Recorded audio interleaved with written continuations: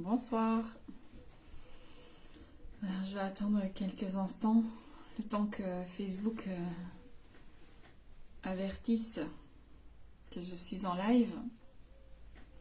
C'est vrai que je n'ai pas écrit de message, écrit de post ce soir pour avertir que j'étais en live.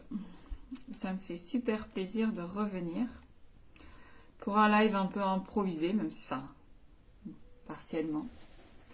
Je l'ai prévenu hier, mais voilà, le sujet, je ne savais pas trop, donc aujourd'hui ça va être... Enfin, je vais voir qui est là, et puis on verra, on papotera. Et sinon, j'aimerais bien quand même aborder deux, trois petits mots sur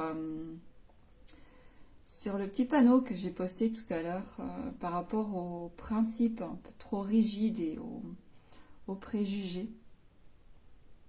Alors j'espère que on me voit bien et qu'on m'entend bien, parce que je sais que par moment il y a des petits soucis de réseau, que c'est la période avec Mercure aussi, même si on ne va pas remettre tout sur le dos de Mercure rétrograde, tous nos petits soucis informatiques.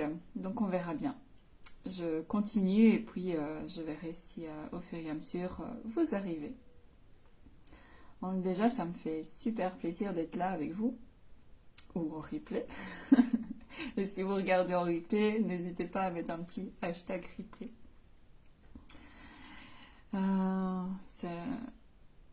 Le dernier live, c'était il y a 2 semaines, je crois, sur Libérer la parole, il me semble. Et puis avant, c'était les lives Transforme ta vie, les 30 lives.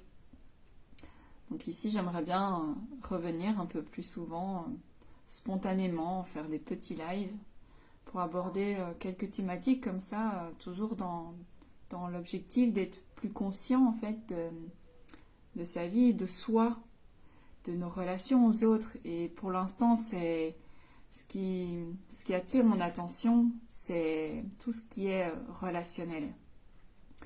Tous les enjeux, tous les principes que l'on a, qui sont trop figés, trop rigides, trop fermés, ainsi que tous nos préjugés.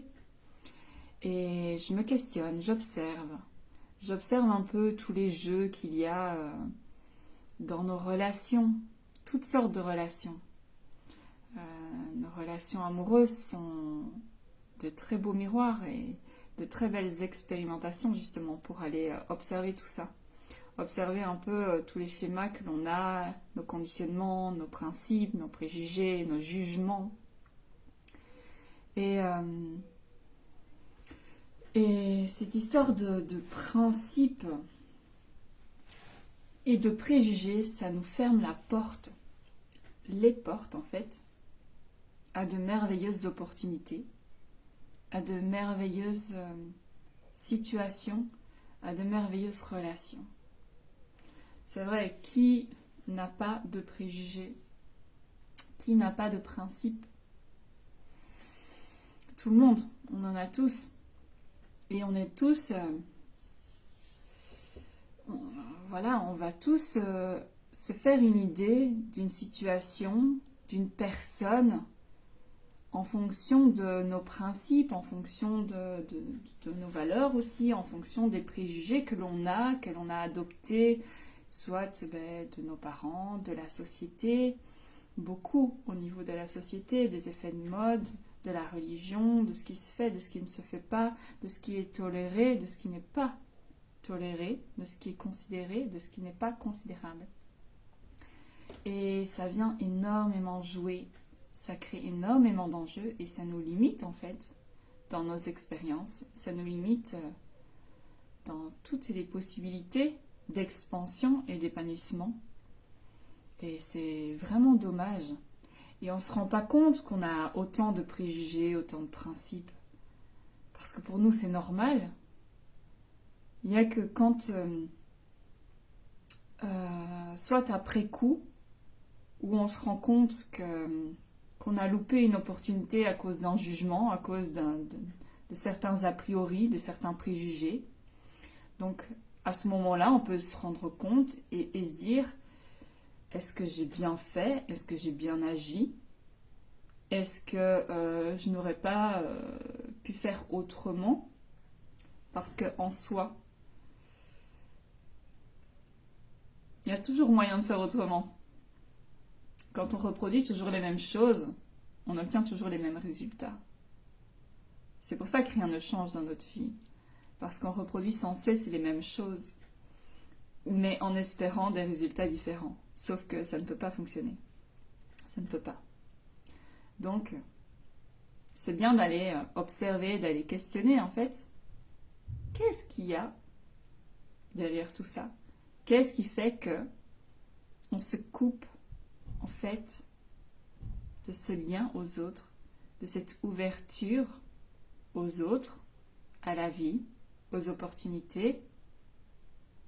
Qu'est-ce qui vient nous empêcher en fait de dire oui à ce qui dépasse notre conception de la normalité ou de ce qui se fait ou de ce qui ne se fait pas?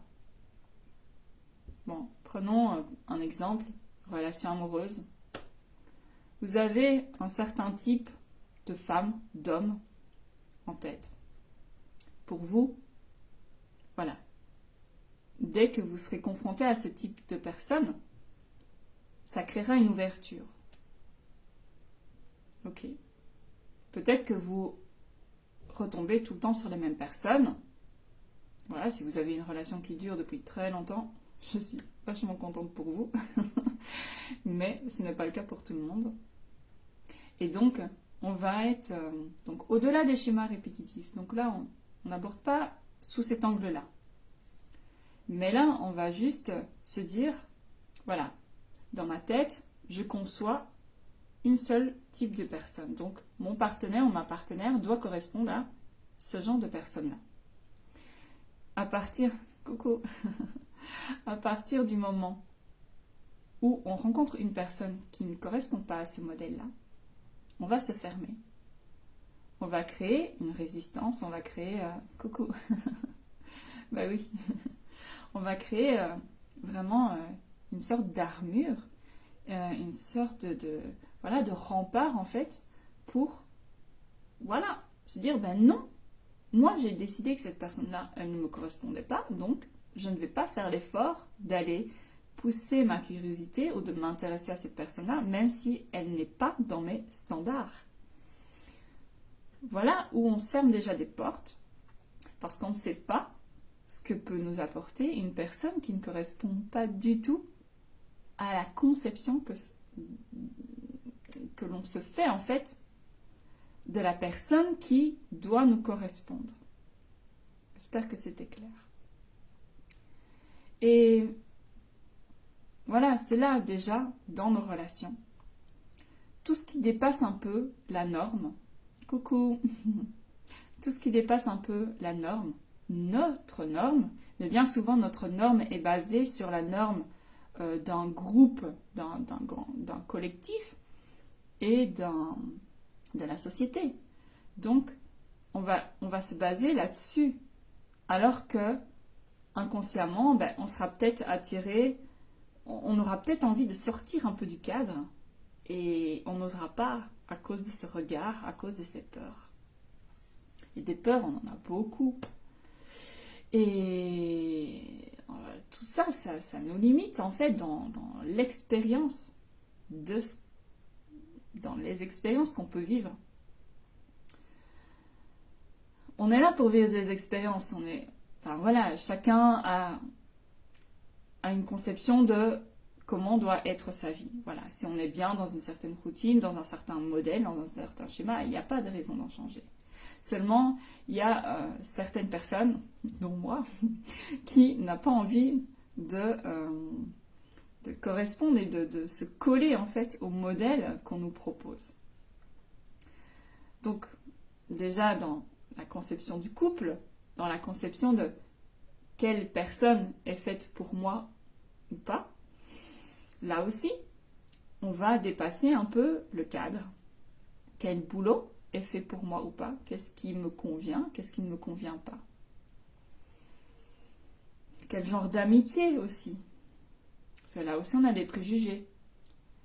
on a des principes. Il y a des choses qu'on ne tolère pas, des choses qu'on va tolérer.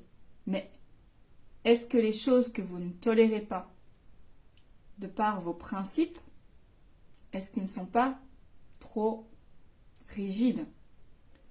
Dans le sens où ça vous empêche de découvrir la richesse que peut vous apporter d'autres personnes ou certains types de personnalités, des personnes qui viennent un peu vous confronter dans vos croyances, dans vos principes. C'est intéressant d'aller se questionner sur ce que viennent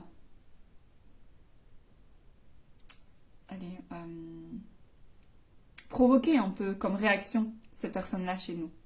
Des personnes qui vont à l'encontre en fait de nos principes.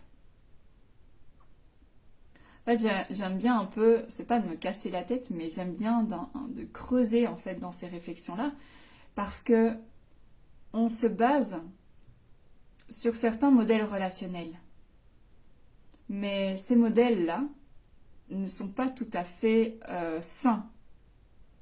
On les trouve sains parce qu'on les a normalisés, mais ils ne sont pas sains pour autant. Tout ce que l'on a normalisé n'est pas forcément normal. Voilà. Et il y a énormément de choses comme ça à remettre en question et à aller explorer. Il n'y a pas de vérité en soi, il n'y a pas de choses, de concepts qui soient, de vision qui soient bien ou mauvaises. C'est juste une façon d'aller remettre du mouvement en fait dans notre façon de penser, dans notre façon de relationner en fait avec les autres, avec soi-même aussi, afin de pouvoir toujours s'ouvrir un peu plus aux expériences que la vie nous amène, aux relations, pour s'enrichir et enrichir nos relations, enrichir nos expériences, enrichir notre vie et s'ouvrir à plus de possibilités, s'ouvrir à plus d'épanouissement, à plus de transformation personnelle et à plus de richesse intérieure et peut-être extérieure. Mais la richesse, c'est pas juste la valeur, la monnaie. Ça peut être aussi dans les relations, en fait, la richesse des relations, la richesse des expériences. Voilà. La richesse de notre expansion au niveau de notre maturité psychique et émotionnelle. Ça, je trouve que c'est intéressant, en fait, d'aller explorer tout ça. Combien d'opportunités avez-vous laissé tomber ou auxquelles vous avez dit non parce que c'était peut-être en dehors de vos normes, en dehors de vos habitudes, et que peut-être que tout ce qui est différent, c'est comme ça qu'on fonctionne, tout ce qui est différent, on le rejette, parce que tout ce qui est différent nous fait peur. Cette semaine, je m'étais inscrite à un défi qu'organise une coach business, là, et elle, dans le premier jour, elle demandait en fait toutes les peurs. Enfin, j'ai pas vraiment suivi, mais j'ai regardé un peu les réponses des membres du groupe. Et voilà, les gens devaient noter, clarifier en fait les peurs qu'ils avaient quant à se mettre à son compte, à vivre de leur passion, de leur projet, projet d'âme, projet de cœur. Et quand on regardait toutes les peurs des gens, tout le monde avait les mêmes peurs. Tout le monde avait les mêmes peurs de ne pas se sentir considéré, la peur de ne pas réussir, la peur de ne pas s'en sortir financièrement, la peur d'être critiqué, d'être moqué, d'être rejeté, la peur de rater, oui, la peur de, je ne sais plus si je l'ai dit, la peur de réussir aussi, parce que ça c'est une peur aussi, la peur de réussir. Voilà, de ne pas être compétent, de ne pas avoir de clients par exemple. Voilà, la peur de ne pas avoir assez de compétences. En fait, et ça m'a fait vraiment, ça m'a confirmé en fait qu'on est tous pareils. En fait, on n'ose pas s'ouvrir pleinement à la vie, s'ouvrir pleinement aux autres, alors qu'on a tous les mêmes peurs. On a tous les mêmes peurs. Coucou. Et, euh, et c'est drôle, hein. C'est drôle toutes ces réticences que l'on a, tous ces jugements, tous ces conditionnements, alors qu'au final, on est tous pareils. Et si on osait euh, augmenter un peu ce niveau de tolérance les uns vis-à-vis des autres, ce niveau d'ouverture, ce niveau d'accueil, accueillir l'autre tel qu'il est, sans porter un jugement, sans apposer une étiquette, sans l'enfermer dans une case. À ce moment-là, l'autre se sentirait totalement écouté, accueilli, aimé pour ce qu'il est, sans jugement. Et ce serait tellement enrichissant. Moi, je veux un monde comme ça. C'est ce que je veux proposer, ce que je propose dans mes accompagnements. D'ailleurs, d'abord, pour pouvoir réussir à faire ça, il faut pouvoir se connaître et aller voir toutes ces parties de soi que l'on n'aime pas, toutes ces parties de soi que l'on n'ose pas montrer aux autres. Parce que ces parties de soi qu'on cache à l'autre, l'autre aussi en face nous cache des choses dont il n'a pas envie de montrer. On n'est pas obligé de tout montrer. Mais il y a des choses, des parts de soi, que l'on considère qui ne sont pas très nobles, pas très belles, pas très adéquates en société, mais où on se laisse aller peut-être dans notre intimité, dans notre foyer. Donc, vous voyez, il y a une certaine nuance, il y a un certain décalage, et on fractionne des côtés de soi, ces côtés que l'on veut montrer ou pas.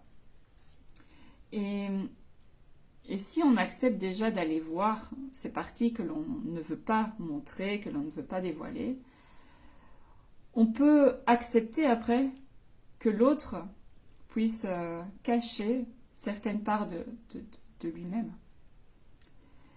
Mais à partir du moment où on commence à aller de plus en plus observer ces parts de soi en dissonance, ces parts de soi un peu traumatisées, un peu chaotiques, un peu ombragées,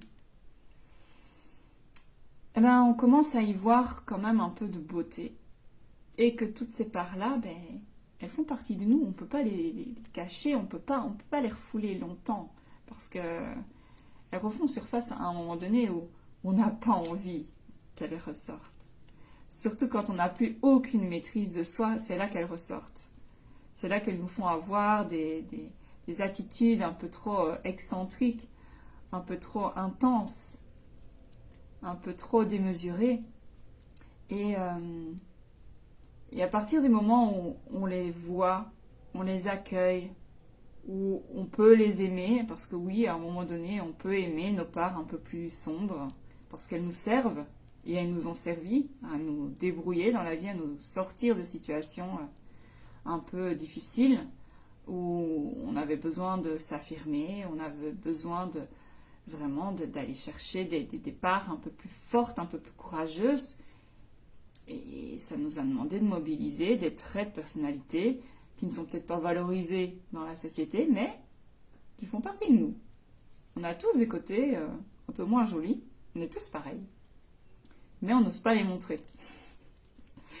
Et donc à partir du moment où on commence à les voir, à les accueillir, à les conscientiser, à les aimer, on peut aussi accueillir l'autre dans sa diversité, dans sa singularité, dans ses ombres, dans toute son originalité aussi, et sa différence. Sa différence, mais vis-à-vis de nous, parce qu'on est tous différents les uns des autres. Il n'y a pas un modèle standard, même si on se fait peut-être croire à soi-même qu'on correspond à une norme, qu'on correspond à un modèle standard, accepté par la société, un modèle dans lequel on s'est glissé depuis la scolarité en fait, et qu'on ne délaisse pas parce qu'on en a besoin après, une fois qu'on rentre dans le monde du travail. Et puis c'est comme un vêtement qui est trop serré, on a du mal à l'enlever. Et puis voilà, il faut faire avec. Et donc voilà, c'est ça que le fait d'être trop dans le jugement, d'avoir trop de préjugés, nous ferme à la richesse de l'expérience et de la relation à l'autre. Parce qu'on ne sait pas ce que vivent les autres, on ne sait pas ce qu'ils ont traversé, on ne sait pas totalement ce qui se passe dans leur tête, dans leur corps. On ne sait pas quelle partition ils viennent jouer sur Terre. On ne sait pas quelle note vraiment ils jouent. Et chacun de nous a quelque chose d'unique à apporter aux autres. Donc, voilà. C'est ça aussi. Enfin, voilà, c'était le message que je voulais peut-être partager aujourd'hui sur ces principes. Encore, il y a beaucoup de choses à dire. Mais là, je n'ai pas vraiment d'exemple bien précis. Sauf si vous en avez par rapport à votre vie, des principes un peu trop rigides ou des préjugés qui voilà, vous ont fermé des portes en fait. Et on peut aussi faire le lien avec la zone de confort, hein. Quand on sort de ce qui est confortable, de ce qui est connu, ben, c'est là que ça nous demande en fait un sacré lâcher-prise, une belle confiance à développer pour pouvoir s'ouvrir à quelque chose de nouveau. Et tout ce qui est nouveau fait peur, tout ce qui est nouveau génère du stress. Et comme nous sommes de grands traumatisés, nous réagissons au stress de différentes façons. Donc, nous allons fuir, nous allons combattre, lutter, nous allons nous figer. Et donc, ça va nous fermer des portes parce que si on n'apprend pas à se connaître, à connaître notre fonctionnement face à tout ça, face à cette nouveauté, à cette différence, nous ne pouvons pas nous ouvrir pleinement à l'autre et à l'expérience. Et nous ne pouvons pas faire grandir notre âme dans notre vie. Nous ne pouvons pas nous enrichir en fait de la richesse des expériences avec les autres. Et c'est dommage parce qu'on est là pour grandir, pour s'enrichir, pour s'épanouir. Alors voilà, enfin, moi je ne sais pas ce que vous en pensez, mais en tout cas, moi c'est mon désir, c'est de toujours m'expandre, de faire, enfin moi j'adore, enfin ça c'est moi, et je suis comme ça, c'est d'aller continuellement explorer en fait qu'est-ce qui me limite, quels sont les fonctionnements en fait qui me limitent, quels sont vraiment tous ces schémas, ces conditionnements, ces préjugés, ces principes, ces croyances qui viennent fermer la porte à l'expérience de l'autre, avec l'autre. Voilà, ça me passionne. Et c'est ce que j'expérimente intensément ces dernières semaines, qui est assez déroutant. Très, très, très déroutant. Mais très, très, très enrichissant. Parce qu'à partir du moment où on commence à se dire, bon, ok, là, mon corps me dit, mon corps est en train de se fermer à l'autre, il est en train de se fermer à l'échange. Mon esprit est en train de se fermer, de se bloquer. Je commence à être rigide par rapport à ça, donc je n'accueille pas l'autre. Si je veux qu'on m'accueille entièrement, je me dois d'accueillir l'autre aussi. Donc, à ce moment-là, c'est bien d'aller observer nos réactions dans le corps par rapport à une croyance que quelqu'un nous donne, à une autre vision, à un autre mode de vie, une autre façon de penser, une autre façon de se comporter, une autre façon de parler, une autre façon de relationner. Il n'y a pas de bonne ou de mauvaise manière de relationner ou de s'exprimer, d'agir, voilà. Il y a juste ce qui est socialement, au niveau de la société, acceptable ou pas acceptable. Mais en soi, si, hop, on écarte ça, il n'y a aucun problème en fait. Tout le monde peut être tel qu'il est dans ce monde, en apportant sa richesse d'être, qui il est, qui elle est. Et donc, c'est important de pouvoir observer un peu nos réactions. En général, quand on se ferme, on a une sensation de repli, de rejet, on recule, notre corps se met en mouvement. Donc, on va créer une sorte de barrage. Et subtilement, on va le sentir aussi. On va créer une résistance avec l'autre. Au niveau énergétique, on va le sentir. Si vous êtes sensible, vous pouvez le sentir. Et voilà, donc à ce moment-là, si on perçoit dans l'instant ce qui est en train de se jouer, on se peut dire, ah, bon là, je suis en train de résister. Qu'est-ce qui se passe? Bon, ça se fait vite, hein. On commence pas à faire un monologue de plusieurs minutes, de plusieurs heures. Bon. Tout se joue dans l'instant. Mais on peut se dire, tiens, qu'est-ce qui est en train de se passer? Pourquoi je me ferme? Qu'est-ce qui crée ça en moi? Qu'est-ce que l'autre personne, en fait, me projette que je rejette? Pourquoi je rejette ça? Qu'est-ce que ça vient me dire?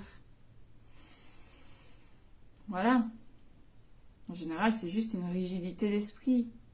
Mais ça s'apprend, ça se cultive. Et ça se désire surtout. Ça se désire. On doit le vouloir. On doit vouloir s'ouvrir, en fait. Il y a des personnes qui ne veulent pas. Voilà. Tout est parfait. Si on ne veut pas, on ne veut pas. Mais il faut pouvoir aussi comprendre, quand on est face à une personne qui ne veut pas s'ouvrir, il faut pouvoir aussi l'accepter et lâcher prise et soit arrêter de converser ou changer de sujet ou partir. Voilà, les solutions qui s'offrent à nous. Alors voilà, un petit peu mon monologue d'aujourd'hui sur ça, sur les principes et les préjugés. Ouais, il y a beaucoup à dire, mais on revient toujours à la même chose, la conscience, l'observation de soi, pour pouvoir s'ouvrir à une richesse d'expérience et une richesse relationnelle. On ne sait pas en fait quelles sont les ressources, quels sont le réseau aussi des personnes que l'on va rencontrer, donc qui pourraient nous apporter justement cette petite pièce qui nous manque pour pouvoir avancer là où on veut aller, pour pouvoir se diriger vers nos projets.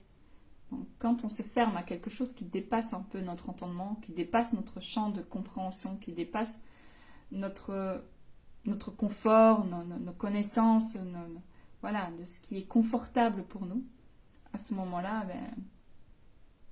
j'ai oublié le début de ma phrase. À ce moment-là, voilà, du coup je ne sais plus, donc je ne sais plus comment finir maintenant. Enfin, on se ferme si on n'est pas conscient de tout ça. C'est important d'en être conscient. Mais si on se ferme à ça, on se ferme à la richesse en fait de ce que peut nous apporter ces expériences-là. Voilà. Donc, je ne sais pas si vous avez des questions. Sinon, on va en rester là pour aujourd'hui. Peut-être que je ferai un autre live vendredi soir. J'aimerais bien recommencer 1 ou 2 fois par semaine.